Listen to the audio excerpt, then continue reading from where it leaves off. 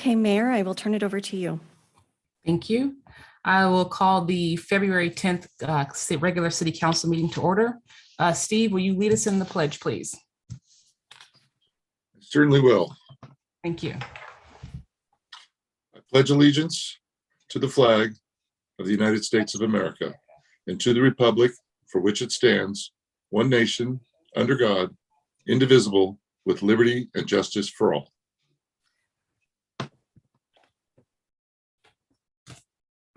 Okay. Clerk Van, will you please call the roll? Councilmember Bruins, Present. Councilmember Daniels, Here. Councilmember Miller, Here. Vice Mayor Schaefer, Here. and Mayor Middleton. Here.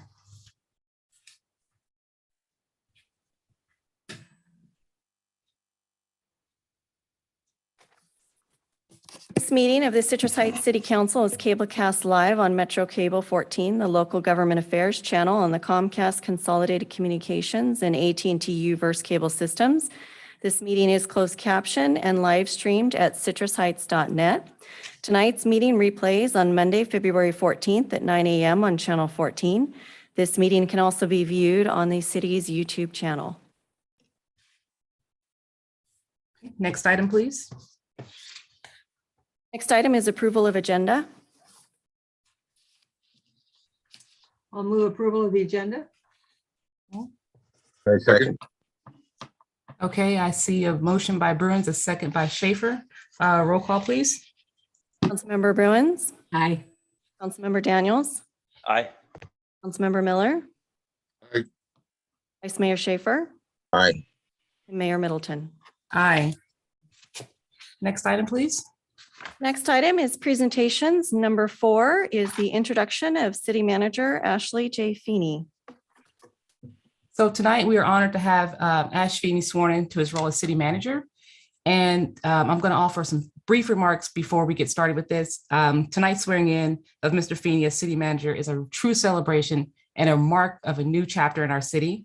We are thrilled to have him with us, and we're looking forward to his future leadership. And we know that the city is in great hands under his leadership. Amy, if you could issue the oath. Yes, I will now administer the oath of office.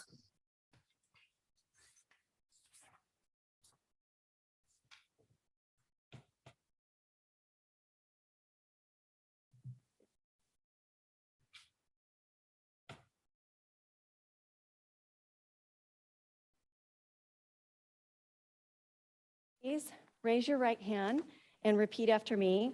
I, please state your name, I, Ashley Feeney, do solemnly swear or affirm do solemnly swear or affirm that I will support and defend that I will support and defend the Constitution of the United States and the Constitution of the State of California the Constitution of the United States and the Constitution of the State of California against all enemies, foreign and domestic, against all enemies, foreign and domestic, that I will bear true faith and allegiance that I will bear true faith and allegiance to the Constitution of the United States and the Constitution of the State of California, to the Constitution of the United States and to the Constitution of the State of California, that I take this obligation freely that I take this obligation freely without any mental reservation or purpose of evasion, without any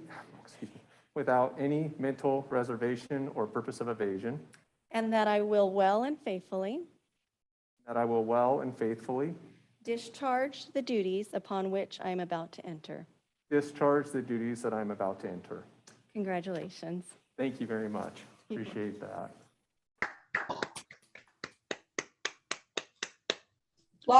Applause around. Thank you.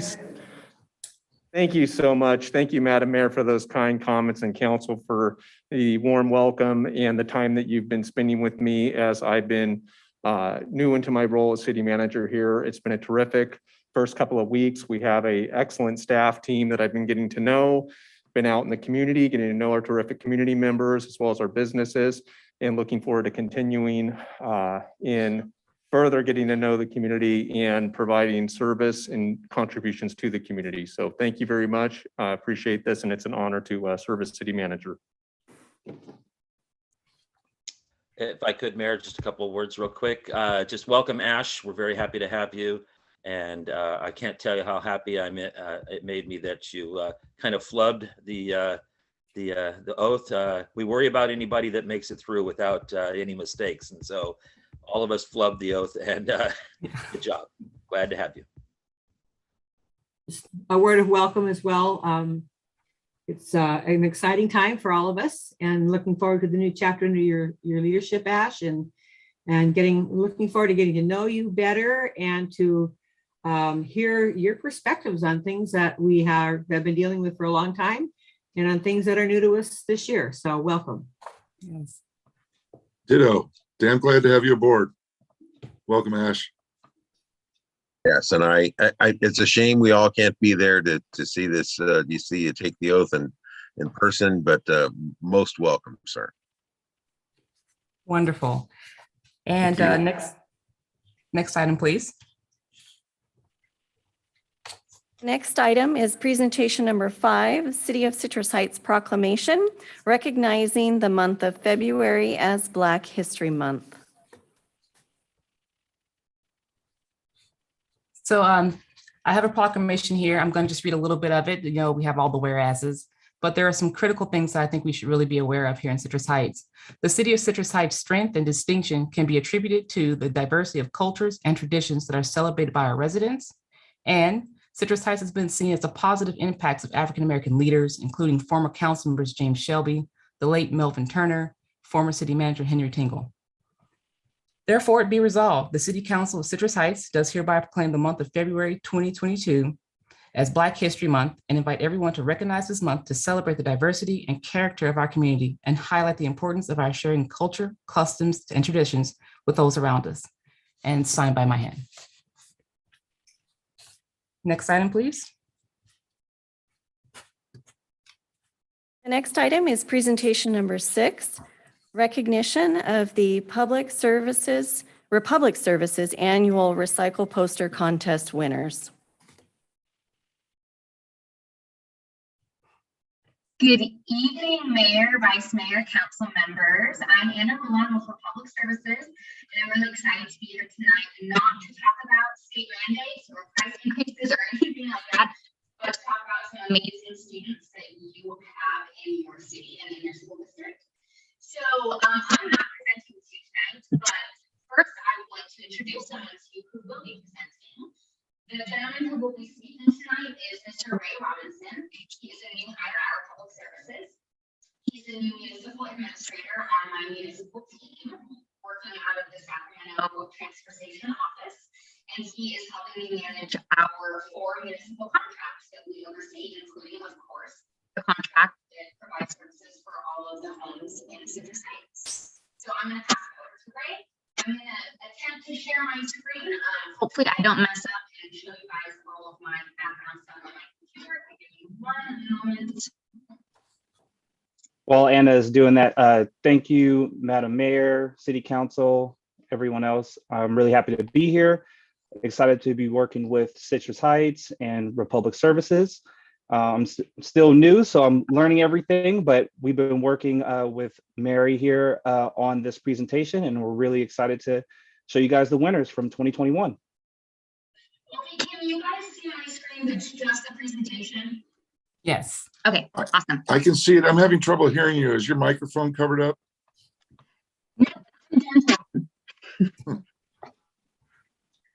All right, so Citrus Heights and Republic Services, this is our annual poster contest from 2021.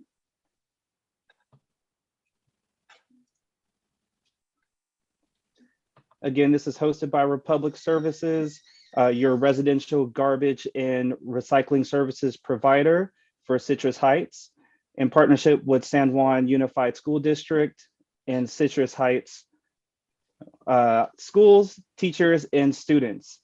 The poster contest is for the students in the Citrus Heights schools, as well as students living in Citrus Heights, and the grades are K through 8. So this contest, again, was for elementary, middle school, and K through 8 schools. We had a total of 8 participating schools. Tonight, we're going to be recognizing 13 student winners, including 1 grand prize student winner. and the school with the most student participation. So this past year, we split the prompt into two different ones, one for K through third and one's for fourth through eighth. The one for K through third was, why is it important to recycle? For fourth through eighth, the prompt was, show us how you make less waste using the 4 R's: reduce, reuse, recycle, and rot. So starting with Grand Oaks Elementary, we had one winner there. We got Liliana C. in the 1st grade. She shows us that when we recycle, we reduce the trash that is littered and save our sea life. Next school is Kingswood K-8, one winner at this school. We had Laura C. in the 3rd grade. She breaks down what we should and should not put into our recycling containers, and using the 4 R's will save the planet. At Lycan, K-8, we had 4 winners. Luciana V. in the 2nd grade has the recycle sign and a container in the middle, symbolizing that recycling is at the center of protecting our world. Next is Brooklyn R. in the 8th grade, spells out the 4 R's and reminds us that pollution is not a solution. Danielle S. in the 8th grade focuses on reducing by reusing items and choosing paper over plastic bags whenever possible. Christian T. in kindergarten. Here we see the negative consequences of not recycling because it can pollute our sea and land environments. Next school, Sylvan Middle, we had one winner there. Fernanda Z.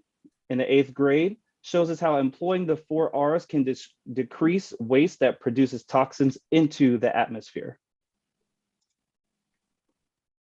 At Carrick Drive Elementary, we had one winner.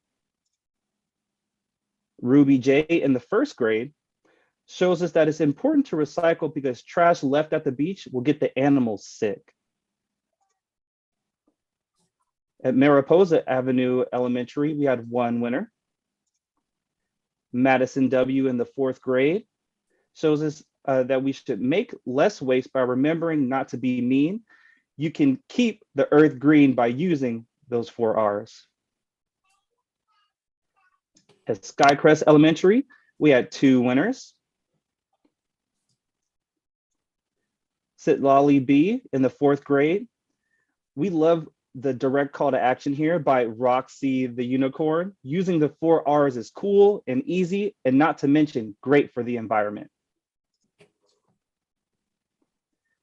Lucas B. in the 4th grade shows rotting food scraps in the backyard garden for worms and creating good soil for the garden box is great for the environment and for your vegetables if you're growing them in the backyard. Woodside K-8, we had 2 winners. Milana D. in the 4th grade.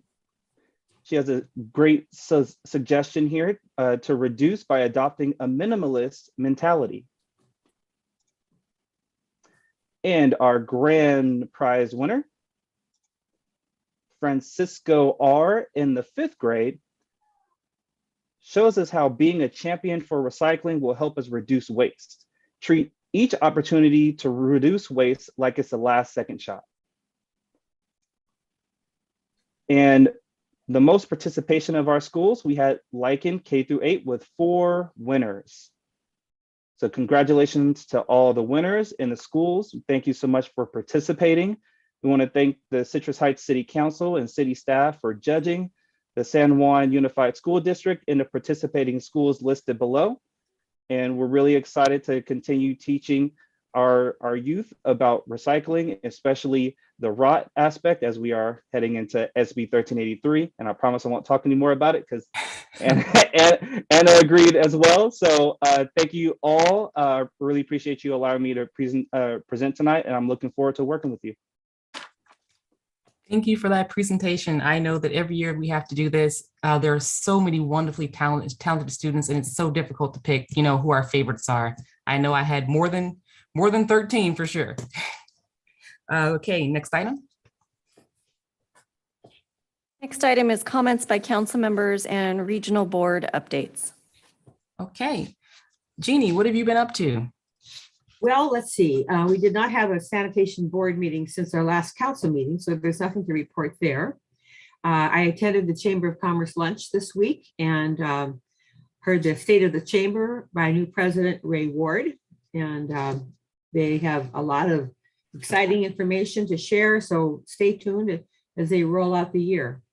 Then we had a PAL board meeting this week, yesterday, and Commander Fry was away in training, so I'm the vice president of PAL, so I ran the meeting.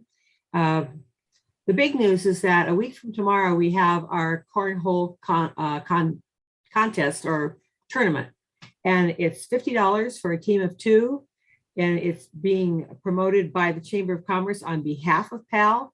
So all of the proceeds go to PAL. I can only tell you that 2 years ago when we did this, I was had a surprisingly fun time. I didn't know what it would be like. Lots of food, lots of fellowship, lots of networking, just lots of throwing bean bags at cornhole boards. And so I would encourage you, if you haven't gotten your tickets yet, to do that. The committee is also looking for raffle prizes and silent auction prizes to round out the evening. Also, PAL is scheduling a roller skating event on February 27th. It starts at noon.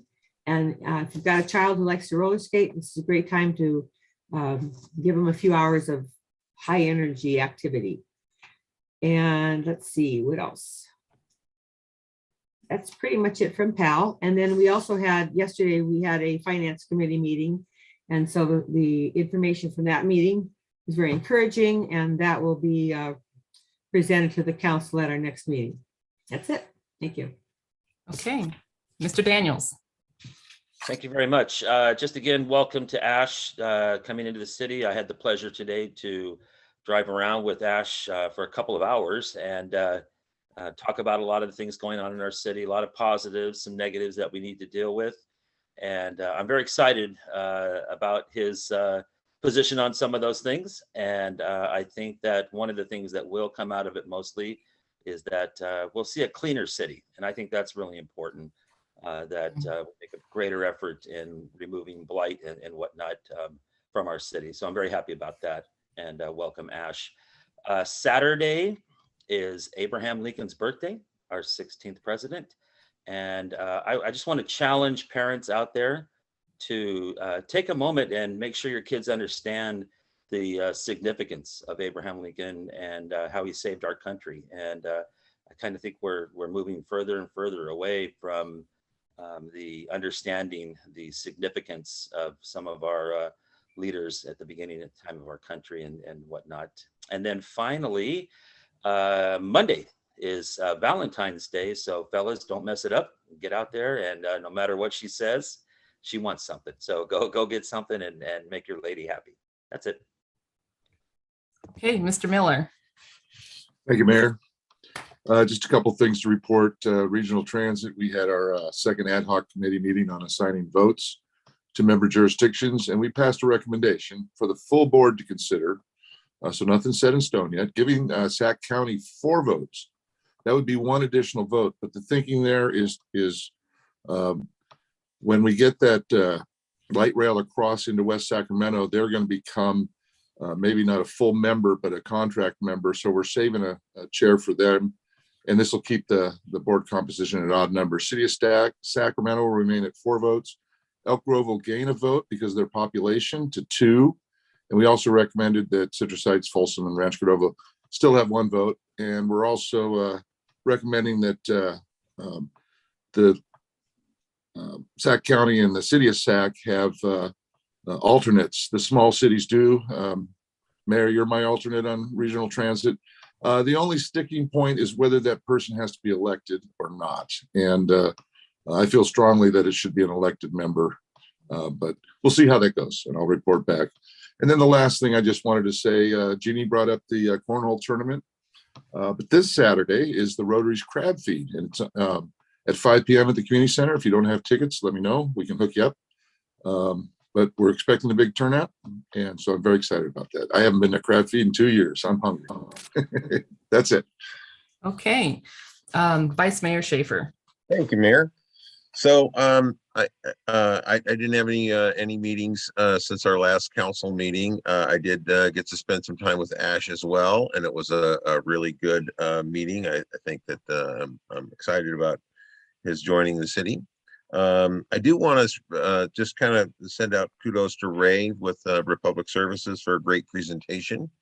One of the things that I wanted to mention, and this is really interesting that when this young lady that said stop littering, or stop littering as part of her theme, and then Brett said a cleaner city. I was really disappointed as I was driving down Greenback Lane, just in front of the car wash there in San Juan. A brown pickup had a larger than average bag of stuff that he just tossed out the window.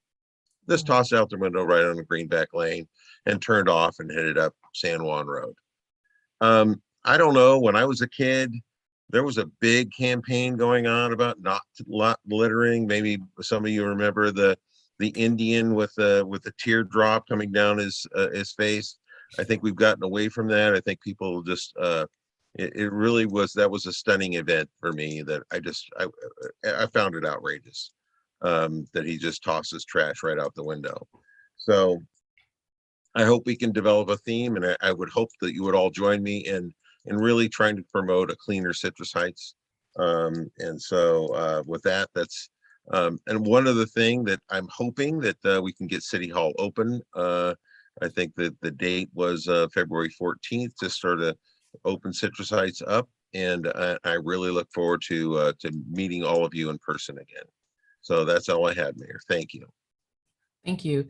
I attended the finance meeting with Jeannie and the PAL board meeting, and no other meetings this week, but I did make sure that I went and bought my team tickets to the cornhole tournament. I'm going to play with my son, and hopefully I won't put him to shame, because I have terrible aim. And that is that's all I've been up to so far this week. Next item, please. And next item is public comment. Members of the public may address the council on any agenda item of interest to the public and within the council's purview, or on any agenda item before or during the council's consideration of the item. Speakers will be limited to 3 minutes each. If you wish to address the council during the meeting, please use the raise hand function or *9 from a telephone to indicate your desire to speak. When your name is called, I will allow you to unmute your microphone to speak. And Mayor, tonight I do have one written public comment for this portion of the public comment section. I also have a written public comment for the public hearing item on the redistricting process. So I will hold that written public comment until we get to that item. So with that, I will go ahead and read the written public comment. It's from Alfred Sanchez, and he states, Citrus Heights has a bit of Winter Olympics history right here. In January of 2002, several residents participated in the Salt Lake Winter Olympic Torch Relay. One of the torches carried by resident Alfred Sanchez is on display at Citrus Heights City Hall.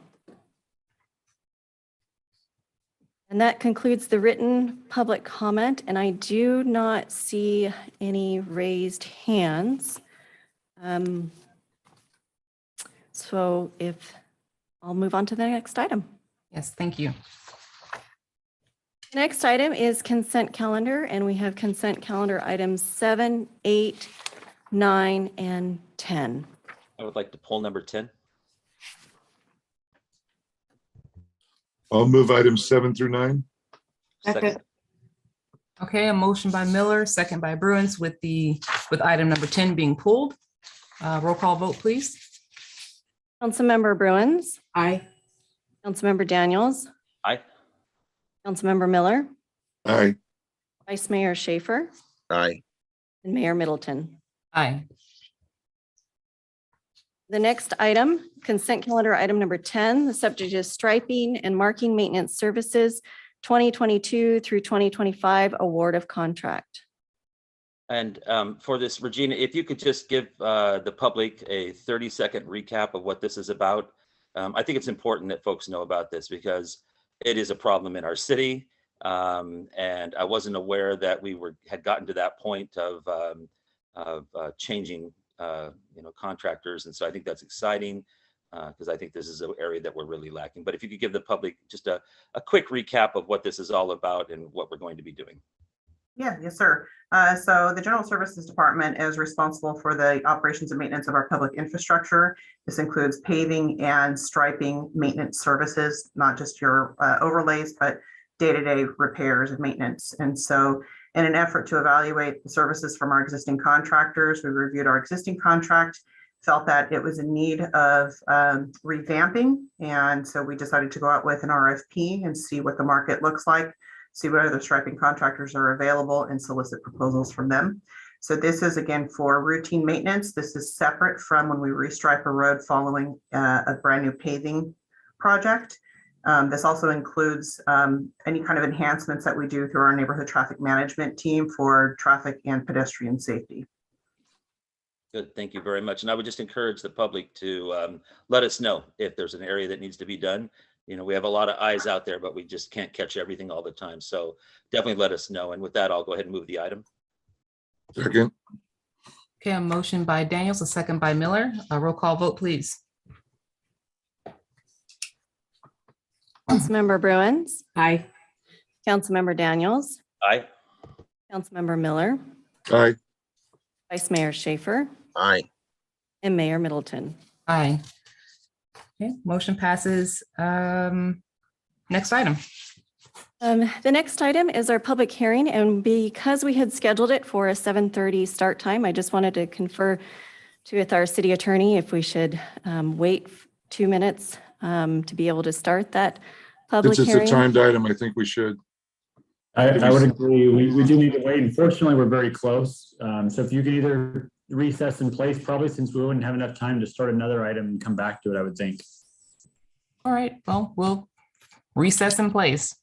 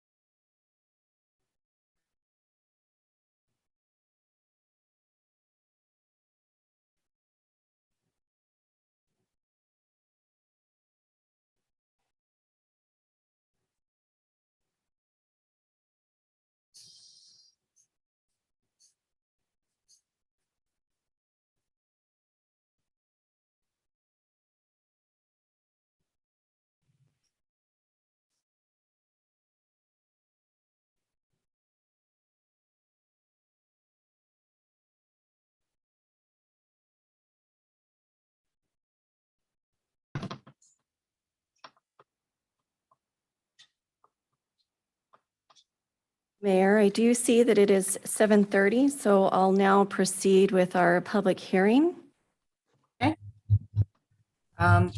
Please turn it over to our demographer. So the public hearing tonight, item number 11, is on this is the first public hearing on the redistricting process. The recommendation is to conduct a public hearing to receive public input on the composition of districts for the purpose of redrawing election district boundaries.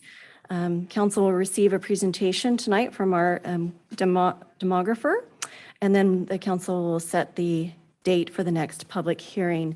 And Mayor and Council, good evening. Amy Van, City Clerk. I just want to introduce the item. Of course, this is the first of 4 public hearings for the redistricting process. Although the city recently transitioned to districts in 2019, the city is required to update the district boundaries following each federal decennial census. So tonight, I would like to introduce Robert McIntyre with National Demographics Corporation, who will present the overall population changes and an overview of the redistricting process. I will just bring up the presentation for him, and I Thank will you, Ms. turn it Pam. over to him. Mayor, council, staff, community, it's an honor to be here tonight. As you heard, my name is Robert McIntyre with National Demographics. And tonight, the goal is to really lay out the process of what redistricting will look like for the city of Citrus Heights.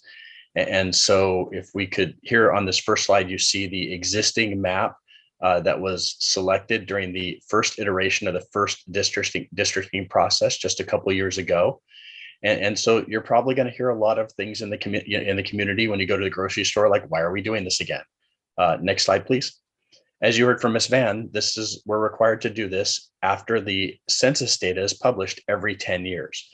And the reason we have to do that is because we know as our population shift, there are certain federal laws we're going to talk about in just about 3 slides on why we have to revisit this and how we have to balance our populations based on the current census. And of course, we rebalance every 10 years because we know those populations shift.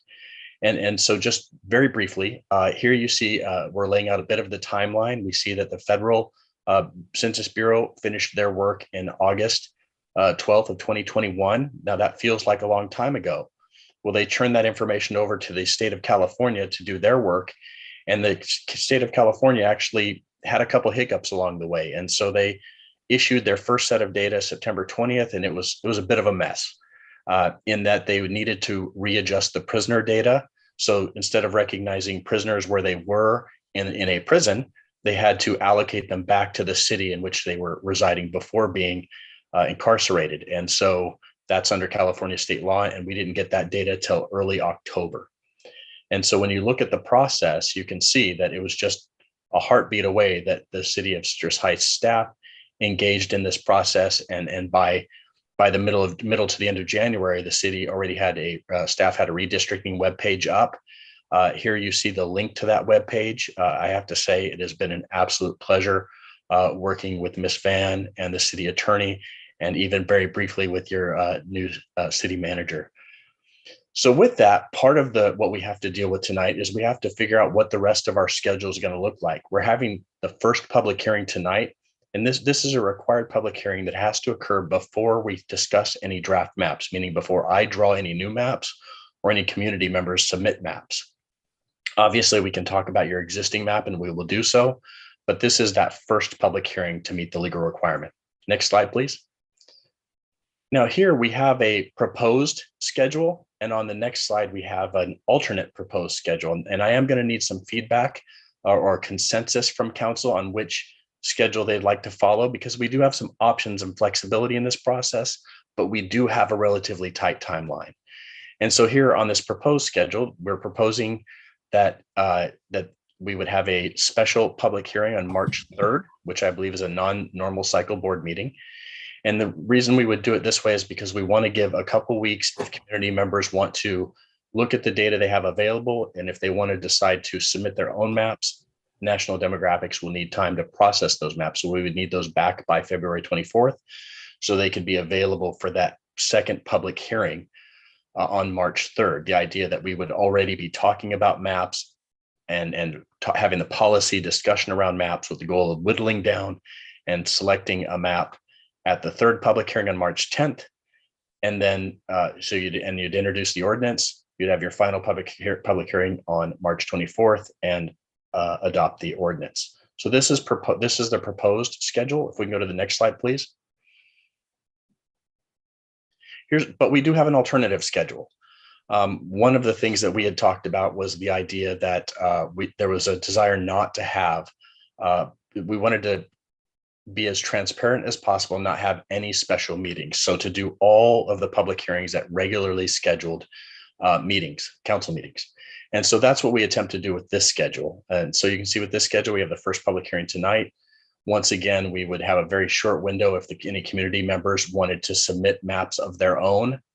And we would need a little time to process those before the second public hearing.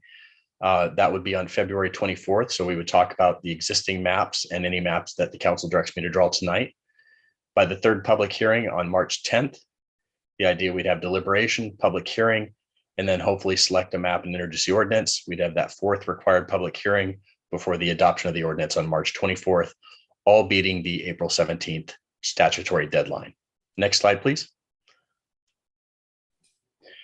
Now, a big part, the reason we have to have a public hearing that's before we talk about draft maps is because we want to make sure that everybody's speaking the same language.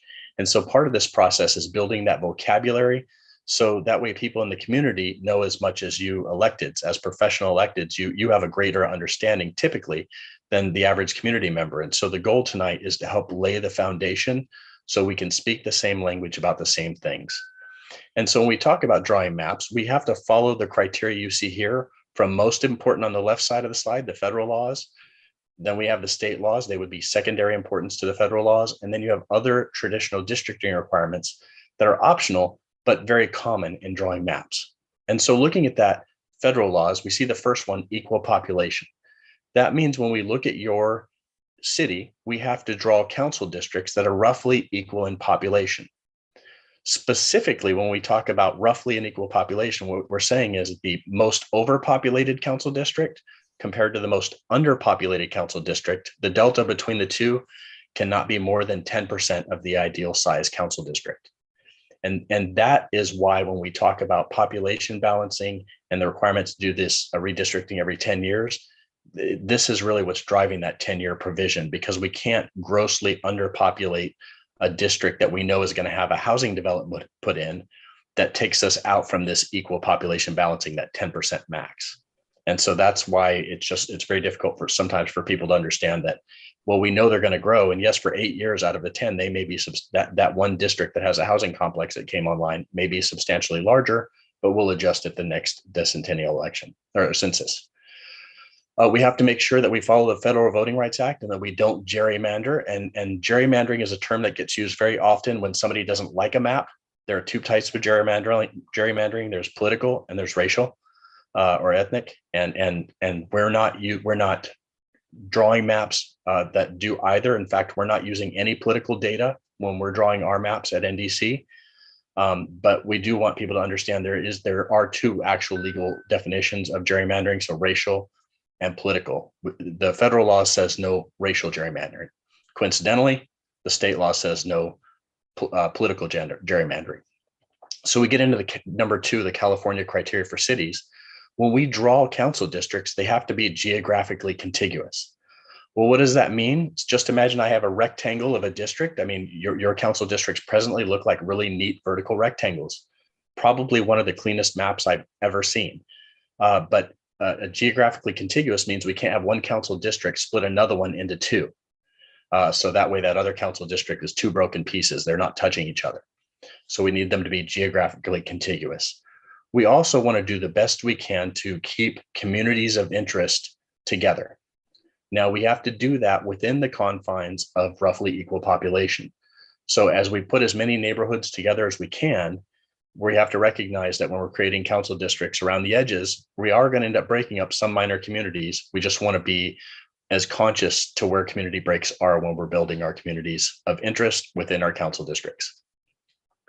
Next, we want to make sure that our boundary lines for council districts are easily identifiable. So think of those major roadways or highways or arteries or railroad tracks or rivers that would form boundaries that people could identify and clearly point to on a map. And then separately, we want to have council districts that are compact. And what we mean by that is we don't want to draw a council district where you have a finger reaching way across the map to grab one group of voters at the expense of voters that are closer by. And so that's very often what gets labeled as gerrymandering. And so not the case in the definition of compact, but we want to try to keep as close to what we would call a circle as we can within the unnatural shapes of our jurisdictions.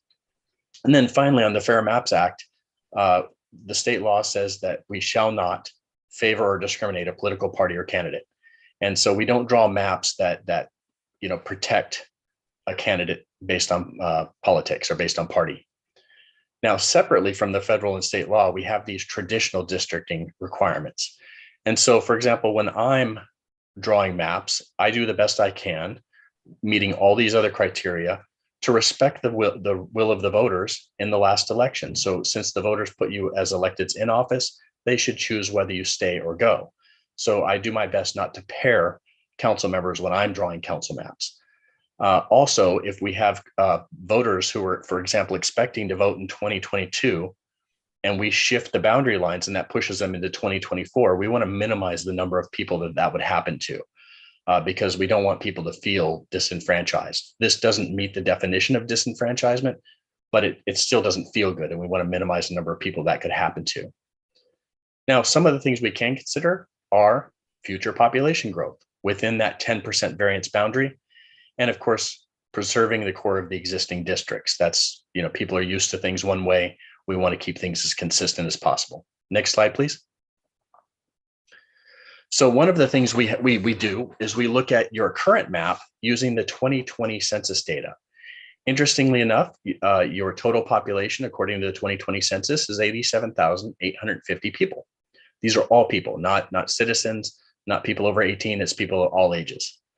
And so that means, because we have to use total population for council district sizes, and there are 5 council districts, each council district would be roughly 17,570 people. And so here, when you look at the total population within each of the council districts, you see that the variation is quite small. In fact, when we look at District 1, it's underpopulated by 495 people, or roughly 2.82%. And we go over to District 3, it's overpopulated by 536 people, or roughly 3.05%. Well, the council districts 1 and 3 are the highest, most underpopulated and the highest overpopulated. So if you add the absolute value of those numbers together, we see the variance is 1,031 people, or 5.8%. That means your existing map is legally compliant and could theoretically be reselected if the council so chose. Some of the other criteria we look at are the citizen voting age population. This is where we look to see if historically marginalized voters could be grouped in a way that would maximize or create a district where these historically marginalized voters could elect a person of their choosing, where they could reach a majority. When we go into the next slides, I'm going to show why that's very difficult in Citrus Heights, and it's actually for a pretty good reason in my mind. Next slide, please. So one of the things we look at when we're trying to see, can historically marginalized voters be put together in a district where they can be a majority, is are they geographically isolated? Do they choose to live in areas that are rather compact? So we could draw a council district that accomplishes that. And here you see the Latino citizen voting age population concentrations by voting block. And so where it's purple, that means there's a low percentage of Latino citizen voting age population. And where you work your way across the color spectrum up to red, that's a high citizen voting age population block. Now, some blocks have a lot of people and some have a few, but what you see is the blocks in Citrus Heights are spread out for Latino voters. So it's very difficult to draw, or impossible, in fact, to draw a council district where Latinos would have a citizen voting age majority. Next slide, please. Here we have the Asian American and Pacific Islander citizen voting age population. And here again, we see they're spread throughout the city and lack really any concentrations that would impact voting outcomes or the ability for Asian American and Pacific Islanders to elect a person of their choosing. Next slide, please. Similarly, with African Americans, we don't see great concentrations. A very small pocket concentrated near Sunrise Boulevard in the southeast, but not a large number of African American people. So one block that's not very densely populated there in yellow. And so, what that means to me is when we see people spread out geographically across a jurisdiction, typically that means that people feel safe living anywhere in a jurisdiction. That's often something to celebrate. I'll leave the whether or not that statement is true to you and the viewers, but that is very often what we see when we see this in certain maps. Next slide, please. Another way that we can look at your map from a policy discussion scenario, since there wasn't great diversity with historically marginalized groups, is we can look at things like socioeconomic demographics. So here we're looking at the percentage of the population whose household income is over $75,000. And so, for example, we see, or in this case, it's renters. So we're looking at the proportion of renters in the population. So for example, in the very northeast portion of the map in the top of District 2, we see that less than 25% of the people in the northeast corner of District 2 are renters. But when we come down a little further south, on the south edge of District 2 and on the east edge of District 5, we see that more than 75% of the people who live in that area are renters. And so, socioeconomic diversity can also play in not only to governance, but the use of resources often is weighed very heavily by maps like this. And so these are other considerations that the council can choose to use when forming the policy decision around their map boundaries. Next slide, please. So part of what we're hoping to do tonight is hear from your community. That's why it's a public hearing. And we want to hear two things. First, what is your neighborhood? And here you see, we give you some examples of how you might what geographic boundaries you might use to define your neighborhood. And so we're hoping to hear from people in the community about this tonight. Next slide, please. We're also hoping to hear about communities of interest. Communities of interest, they may be geographic, but they tend to be more shared on a local interest, a local topic of interest. It could be things like social or economic interest or policies. I can tell you, I used to when I was commuting to and from work, I used to pass a Metrolink rail track, and it seemed like for about 6 months, every day, the barriers would be down, causing traffic to sit in place for about 15 minutes while no train went by. I promise you that everybody who got stuck in that line every day had a shared common interest in seeing that railroad track get fixed. And so if you have things about town like this or similar things where you've got common interests with groups of people, this would be a community of interest. One of the things besides identifying what is a community of interest and where in town they are, we would want to hear would they want to be grouped together. So that way they would have one council member who they would have, really good relationship with, or would they want to be split in two so they felt like 40% of the council would have to hear their issues. Where we see normally the request to be split in two is usually around senior centers, where you've got a large, high frequency voter base, and very often because they're so big, they want to be split in two. But for most communities of interest, they want to be kept as one based on their size, but we do want to hear this as well with communities of interest topic. Next slide, please. So just to spur the conversation, I certainly don't recommend using the neighborhoods app or Nextdoor app as far as which neighborhoods. I just wanted to show you here's some that exist in your area. Not a big fan of Nextdoor. If you can post something beautiful and people will troll you for weeks. But this is a potential way to say what neighborhoods are around you. This is just meant for discussion purposes. Next slide, please. So tonight, we want to hear from you on what your neighborhoods and your communities of interest are, how you define them, and then use that to frame the discussion around maps. Next slide, please. And then, of course, we want to make sure you're aware of all the resources that are available to you. The Citrus Heights has set up a redistricting website. You see the page there. You also have the city clerk's email address and phone number, and the team there is very knowledgeable and extremely helpful. And I've really had a great time working with them thus far. So with that, I believe we're ready to answer questions and follow the procedure for public hearing. And Mayor, if I may just briefly go back a couple of slides to the alternate schedule that we had proposed. In addition to this, I just wanted to mention that we would also propose holding on March 3rd a public workshop where it would be staff would be available to provide copies of maps and allow people if they wanted to draw a map, ask any questions, but that is also proposed as part of the alternative schedule is a public workshop on March 3rd. Thank you for that clarification. At this time, I will open the public hearing. And do we have any comments, public comments or speakers?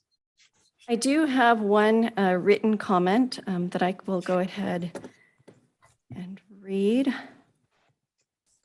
We received it from Kathy Morris in the Chasen Board of Directors. And she states, Chasen is a neighborhood association of Citrus Heights, areas 7, 8, and 9. Our boundaries correspond exactly with the current District 2 boundaries. Our group is very active with a good participation from all areas, therefore involving the entire district. We believe the current district structure works well and encourage retaining the District 2 as currently configured. And that concludes the written public comment that we had received. I'm currently not seeing any raised hands from any members of the public on Zoom.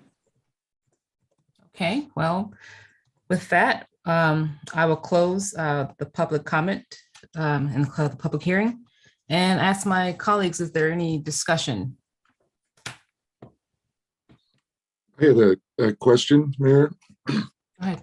There was mention of mapping tools. I was unable to find those. Are those up on our website, or is that forthcoming, Amy? We have maps available, but we don't No, the have tools to do a map. We don't have the mapping tools as part of this process, this go around with for the, Okay. similar to what we had during the districting, we do not have it for this process. We'll have printable maps so that the public can view. We can print them of all varying sizes. And then one comment, Kathy Morris mentioned that District 2, it fits Chasen really well. I don't think that's true of the rest of the city. We kind of broke apart our neighborhood associations. Now, those were based on area rather than population, so they don't really mix well. One thought I had on for the districts where they don't match well is maybe rethink the whole neighborhood structure. I don't know how that would be received by the neighborhoods, and I'd have to look for their feedback, but you could easily split each council district into 2 neighborhood associations. So that's just a thought, and I'll leave it at that. Amy, sorry, Amy, Mayor, seems like we have 2 things to address this evening. One is the hearing dates, and then the other one is our comments on the mapping. Am I correct in that? Yes. So I would like to just put out there that I favor the second scenario as far as the scheduling, in large part because I cannot make a March 3rd meeting. I have a standing commitment on the nights that we don't have city council on Thursdays, so I'm not available that night. So if we could keep the public hearings in the context of our city council meetings and then do the outreach to the community that night, then I could be assured that I could attend all of them. Okay, thank you. I agree with keeping the public hearings during a time that's consistent with our council meetings, so that the public is aware and we can really work on focusing on outreach in a separate meeting, a separate workshop for the community. Any other comments from the council members? Yes, Mayor. Unless Councilmember yes. Daniels wants to go ahead. Nope, go ahead. Okay, so I certainly support both Jeannie and the mayor's proposal that I do like the idea of not necessarily having to promote a separate meeting for the public hearing. If people are already aware that these are going to be happening during the council meetings, I think that just makes a lot of sense. That everybody can know when to expect these things, these hearings are going to happen. I also would, I like the idea of, just adopting our existing structure for the, just renewing the maps as they are. That seems really simple. My fear with that is as I've gone out and campaigned last time, there were many people that didn't really understand what the districts were. And my concern is if we change them, it's going to be even more confusing for them. So I would rather, I think leaving them where they are for now would be a lot. It's a change that we just made this. We just did this 2 years ago and let people sort of get acclimated to the new district program and what the districts are now. It just makes a lot of sense to me. So that's my comment. And I just want to concur with what our Vice Mayor Schaefer has said. We are barely aware within within the city of the districts at this point. And since they are balanced, why make more work than we need to? I really think that's a great idea. That's just preliminarily. Mr. Daniels? Yeah, thank you. Just in regards to following up on Councilmember Miller's comments, and I'm trying to make sure I understand correctly. I believe when we did this before, there was the ability to create different districts, and then obviously you need to know the population of those districts if you draw different lines. Is that not going to be available? Because I don't know how anybody could work a map if they didn't have that ability to have the interactive map tell them the populations of certain areas if they did make changes. Does that make sense? And that is probably an Amy question. I don't know. With each map, and if the demographer can add to this as well, but each map that is submitted by the public is turned over to our demographer, who does do an analysis of each map and provides the population data that will go along with each of those maps to determine if they're balanced. And am I wrong in remembering that I thought that was something that you could do as you created a map last time around? Yeah, that's the mapping tools. And so how come we don't have that available now? That is something, it was an option based on our contract with the demographer. If that's something we wish to purchase, it was an additional item added to the contract. If we had a public participation kits that people could use that had an Excel spreadsheet, but we do.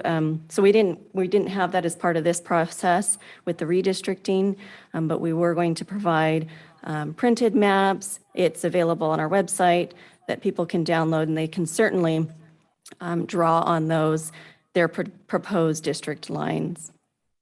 Okay, and is it just cost prohibitive then, or you're saying there's a cost to it? It just seems like it's a very useful tool to anybody that is trying to create an alternative map. Councilmember Daniels, I'll Thank you. help out with this. That tool is available as an option. There is a cost to it. One thing that we could look at and consider is to see how robust the participation is on the March 3rd meeting and see if there's a lot of community interest in utilizing those tools and seeing if we want to make that available. The other alternative would be to select that option now from a cost perspective and make that available. I know there was a lot of. I'm fine with waiting then if it's something that we can come back to if it looks like it has enough, if there's a need there, I guess is the way I'll put it. Yep, that's We'll definitely monitor that. okay. Thank you very much. Okay. Mayor, I have one last question. Yes. Our city attorney probably won't like me asking this, but any possibility of returning to at large? I know, don't give me that look, Mayor. I just want to know. Well, I think you may be thinking of, the city of Santa Monica, and there's others that have tried to battle this. I think that is a difficult battle, and I think it's an expensive one that they've incurred. So I would say the short answer is returning back to at-large voting is probably not something you want to entertain. It would be we'd likely get challenged, and it would be an expensive process that we, in the end, would probably not be successful.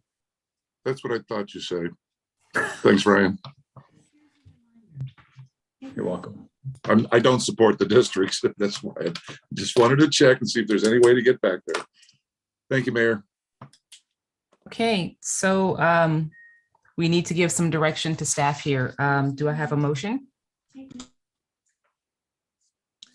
Well, I would make a motion that we go with the option that March 3rd is not a special meeting, that it's the way it was proposed. And is that enough of a motion moving forward with the other meetings as desired? Yeah, do we, I'm looking at the item. Do we have something to vote on? Can we make the dates just by consensus, or does it require a vote? I don't think you need a vote. I'll defer to the city clerk if she thinks. I think just consensus and direction is what we're looking for. Yeah. So Yeah. I support, sorry, Go ahead. Pardon No, me. please. I support the alternative dates coinciding with the council. Looks like we have a consensus. I see a lot of head nods. So there we have it. All right, next item, please. I just want to check with our demographer that he had sufficient direction as well, if you had any other additional questions. I have sufficient direction. Yes, thank you. Thank you. Perfect. Thank you. Okay, thank you. So the next item is department reports. Number 12, the subject is annual communications update by the city manager's office. Good evening, Mayor Middleton and members of City Council. Megan Huber, Economic Development and Communications Manager for the city. Very excited to give you a department report this evening, reviewing our year in communications. We are embarking on our third year of having a communications practice in house here at the city, and it's a best practice for us to come before you on an annual basis to present the metrics that have been generated for the previous year. Past that, although quantitative measurement is really important, we also like to underscore the qualitative growth that has been achieved too, that ultimately ladders up to a very important strategic goal here at the city to enhance community engagement and community pride. So with that, I'm going to turn it over to Communications Officer Nicole Baxter to share all of that exciting stuff. Awesome. Thanks, Megan. And thanks, council members and Mayor Middleton. I'll try to keep this as brief as possible because I know we're running late, but we are so honored to have this opportunity to come before you again. And I can't believe it's been a full year since I presented the last communications year in review. So thank you for this. Diving right in, as Megan alluded to, all of our work at City Hall ladders up to the strategic goals set by our City Council. I have them listed here in no priority order. And while our communications efforts certainly work to amplify each of these goals, the last one there, enhance community vibrancy and engagement, really speaks to the work that we do. And so Megan and I have a robust, one of Megan's favorite words, communication strategic plan that we recently got to put in front of Mr. Feeney. He can attest that it is a binder's worth of information, and it really outlines all the strategic work that our communication team does. And instead of going through that whole binder, we'll just summarize by saying that all of our work really drops into one of these three buckets. So our goal is to provide consistent content. As council will remember, our communication shop is still relatively new, stood up at the end of 2019.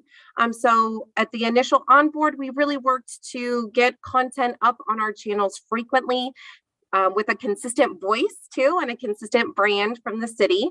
The next bucket is to build new channels and methods, three of which I'm so excited to cover tonight. And then the fourth bucket is feedback and responsiveness. This is really true to all of our work here at Citrus Heights. We have such a focus on feedback and responsiveness and engagement this year. So I can't go any further without talking about our PIT crew. That's the public information team. The names you see here on the screen are an integral part of our communications efforts and our consistent content.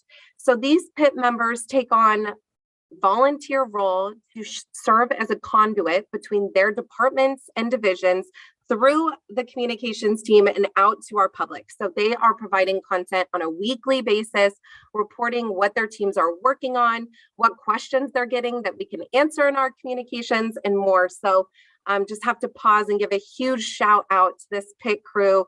They are amazing, and they are taking on this role of being on the public information team on top of their day-to-day work. You guys know we're such a lean crew here at City Hall, so it really means a lot to have their support.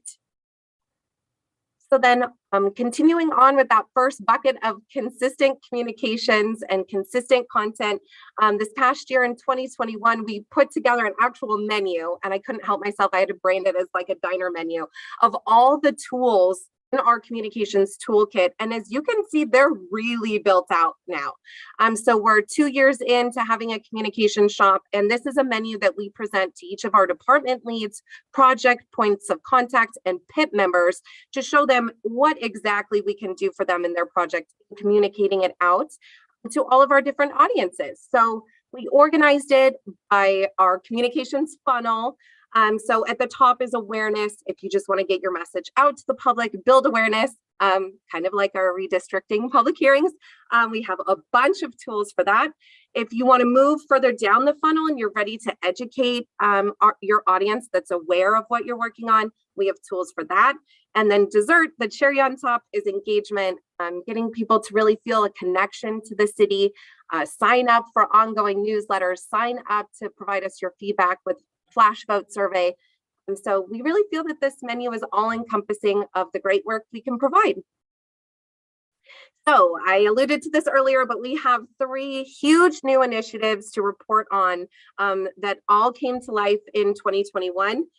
First and foremost is our Connect Citrus Heights Coalition. This is an exciting group of community members from over 70 different organizations. And I'll go into it a little bit more in the next slide. So that's number 1. Number 2 is we launched our Instagram account in 2021. We had a goal of reaching over 1,000 followers in our first year, and we hit that. So it's really exciting to be on that platform. And number 3 is Citybot, a new tool powered by artificial intelligence to enable folks to talk and ask their questions of the city 24/7. So diving into these a little bit more, Connect Citrus Heights, hopefully council will recall that this group had a spotlight video during our State of the City address. We meet every other month. As I mentioned, it's over 70 members. This group represents businesses, business groups like the Chamber, SMP, ABBA. We have service groups in there, all of our usual players, Kiwanis, Rotary. Our schools all have representatives, churches, youth sports leagues, our neighborhood areas, our utility partners. The list goes on and on. So it's one group that comes together, and our focus is community connection, specifically that highlighted strategic goals. So last year, the group was formed and we set some goals. The first one was to create a community calendar. We have a one-stop shop for community happenings. So we are so excited that that's up and live. It's citrusheights.net/events. And what's really cool is our Connect members have back-end access to this calendar, add their events. So we're a small communication shop. So this really helps with kind of our overhead work. They can load in their own events. It's updated. We are rolling out a huge marketing plan around it. And so far it's been really well received by the community and our Connect members. We also have some other goals. The group needs to share resources, so facilitate donations, sharing volunteers, problem solving for each other. We really saw that come to light in our January meeting. It was awesome.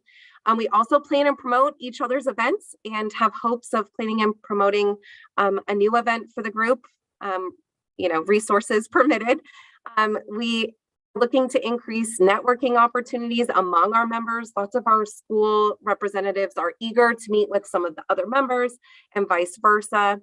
And then we want to grow each member's group, their awareness in Citrus Heights. So one great example of this, as I mentioned, was the State of the City spotlight on the Connect members. And for the sake of time, I won't play it, but please head to our YouTube channel and check it out. It is awesome. We asked our Connect members what community connection meant to them, and really exceeded expectations and gave some great video snippets there. That was the first new initiative. The second was Instagram, and we'll talk about that when we talk about our social media. So this next one is Citybox. It is a text your government, chat your government, 24/7 artificial intelligence powered tool.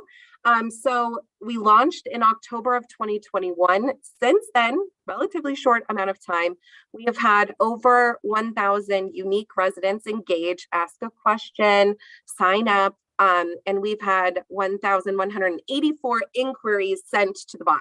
So that would seem like a lot of work to field all those inquiries. And what's so cool is that the tool uses the information on the city's website to auto-generate answers for those that are engaging with the tool. So of those 1,184, I only had to manually respond to 27%. So about 73% of them were responded to by artificial intelligence. So we're using information that our pit crew and others have already put out there and really harnessing it to reach our residents when the question pops in their head at 8 o'clock at night while they're laying in bed. They can text this number or hop on the city's website and engage. So if you haven't already, text hello to the number on the screen, 844-95-43556, and you'll get a prompt and you can subscribe. So the tool is really two-part. You can ask it your questions, and then you can also sign up to receive news. This was huge for us. We know that there's a population in Citrus Heights that we're not reaching, and 97% of Americans have a cell phone. So if we can push our news directly to folks' cell phone that we know they've got in their pocket and got on them all the time, that's just huge for building connection and building trust and being there when they need us. So we're super excited about it. It is called Hello CH. So check that out if you haven't already. Now moving into the social media side of things. So launched Instagram, huge resource for reaching a slightly younger demographic and a little bit more even males to females in our population that we're reaching. Facebook skews our average Facebook audience number is a 55-year-old female, and on Instagram it's a 33-year-old male or female, tied for our average audience there. So great to be reaching them. So great to be over 1,000 followers on the platform. And in total, 2021 brought us over 1,700 new followers to all of our social media channels combined.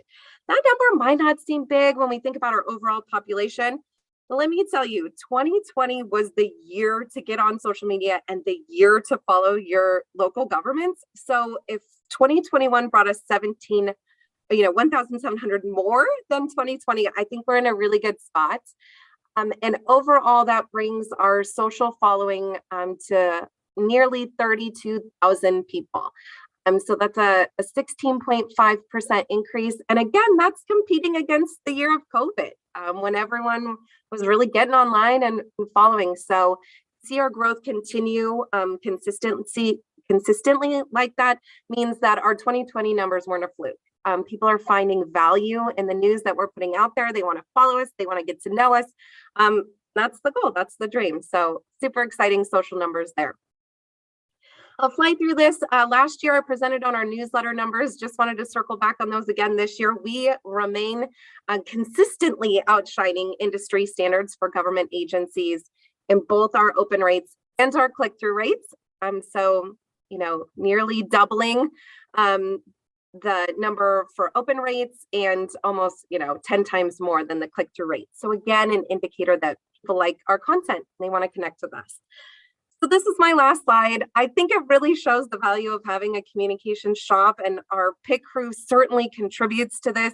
In 2019, our communications shop launched in November, but I did go back when I was new in my role and tried to pull together all of the media, what we call earned impressions. So that's anytime we pitch something and got on the local media.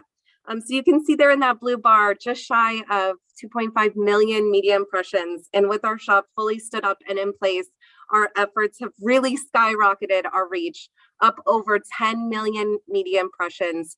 You combine that with those social numbers, those newsletter numbers that I just presented, and we're at nearly 12 million impressions a year. And while I geek out about the numbers and the metrics, and I think it's really cool to show that growth and consistency, what this really ultimately means is that we are reaching more residents than ever before in a time when I feel like they really need it.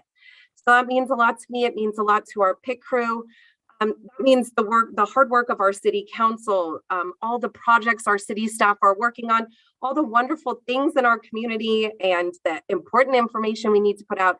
It's reaching a bigger audience than ever before. So and that's kind of the takeaway I wanted to leave this presentation on. And with that, I think I'm at 13 minutes. So hopefully I didn't put anyone to sleep, but thank you again for this opportunity. Nicole, Megan, you guys, as usual, do great work. Those are astounding numbers, and we are very, very impressed with what you've done, in such a short amount of time. That's absolutely astounding. Thank you. Thank you so much.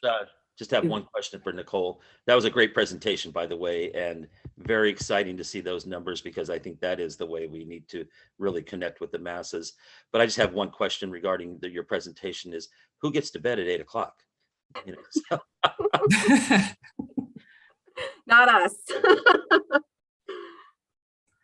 Okay. I just have a, go ahead. Mayor, I'm I just sorry. have a quick comment.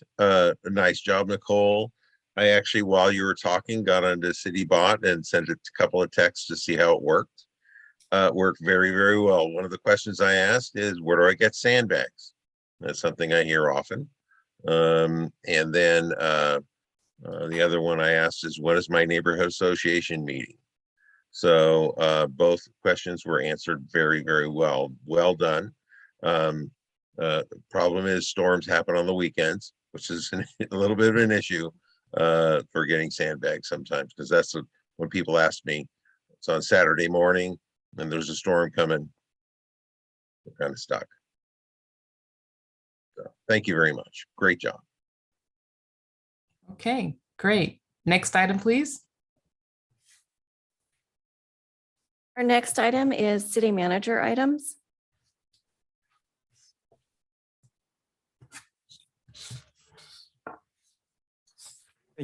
Thank you, Amy. Madam Mayor and Council, I do have a few updates. And first of all, I want to acknowledge and recognize Nicole and Megan's excellent presentation there. And boy, really impressive communications work being done here. I want to echo the comments that Mayor and Council made on that.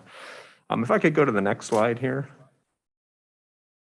I did want to make a few announcements. One, next week we are going to be reopening our City Hall lobby to serve the public in person.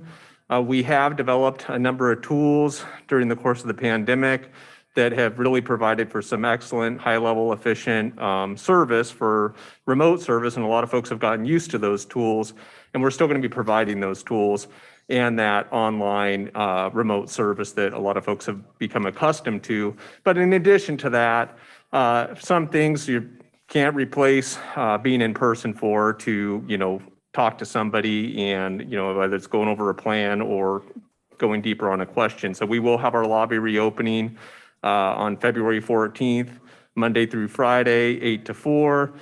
Given the Omicron wave that has been dissipating and the trends that we're seeing statewide in the region, we feel that we can open City Hall safely, and we're looking forward to getting open next week. We will be working with our communications team and our pit crew to update the lobby signage and the website info accordingly. I could go to the next slide, please. We have the a COVID-19 vaccination clinic that's going to be happening on February 16th. Sacramento County Public Health will be administering the vaccinations, and it is going to be held in the community center from 10 to 2 on the 16th. So wanting to get the word out on that. I could go to the next slide, please. This is very exciting. Consistent with the City Council direction we received relative to the ARPA funding, we have our team, and I really want to recognize Megan Huber, Bill Zanoni, as well as Raj Prasad on really standing up this program very quickly to serve our small business community. And this is the council-directed small business COVID-19 recovery grant program. There's going to be a webinar on Monday, February 14th, for businesses to receive information and answer questions about the grant program. We're going to open the applications on February 24th for a 30-day period. And that's going to give us some terrific data to see how much demand there is for the program and what the subscription rate is. And, also answer any questions we, receive from business and be able to bring that data back to council at a future meeting to talk about the program and hopefully talk about the successes of the program. So we're definitely encouraging local businesses to prepare and read up on the guidelines and participate in the webinar. And our website is now live with information on the Small Business Grant Recovery Program. think if we could go to the next slide, please. Strategic planning. One of the important things that the council does is the strategic planning workshop where we work on your goals and objectives. There is on the calendar, we had a March 1st strategic planning workshop that was being held. Given that I am new in my position and I'm wanting to learn more about community needs, hear more from residents, talk to the council about community needs and desires, I'm looking to postpone the strategic planning workshop to May 10th so we can go a little more in depth and have it be a little bit more participatory or a lot bit more participatory. So we do have May 10th on the calendar. We're moving the date from March 1st to May 10th, and that'll run from starting at 8:30 in the morning on May 10th. And that's a multi-hour workshop where we go deep on the goals and objectives. The good news is staff are on track to hit the strategic objectives that have been established at the workshop. And we'll look to provide an update as an informational item on where we're at on those, even ahead of that May 10th meeting. So looking forward to that strategic planning workshop. And I think a couple other things that should be noted, especially as it relates to strategic planning workshop and kind of reopening City Hall, is it's looking like we're going to be able to do the strategic planning workshop in person, given some of the changes that are coming out of the county and the state. We're anticipating on February 16th next week that the county will lift the public health order mandating that public meetings be held remotely. So hopefully we'll be back in these chambers holding meetings and inviting the community back into the chamber to have these meetings with the public instead of being on Zoom. And then in addition to that, we understand there's going to be some changes to the masking mandate too for indoor masking. And my understanding of it, and of course, we'll wait till the order comes out, but that for those that have been vaccinated, they'd have the opportunity to remove their mask if they feel safe doing so indoors. And so that's something that we're going to hear more about next week too. So it looks like some changes in order, reopening City Hall, getting back to meetings in person, and connecting more with the community, which I'm sure we're all excited about and will be welcoming. And so that concludes my remarks, and thank you. Thank you for that update. Next item, please.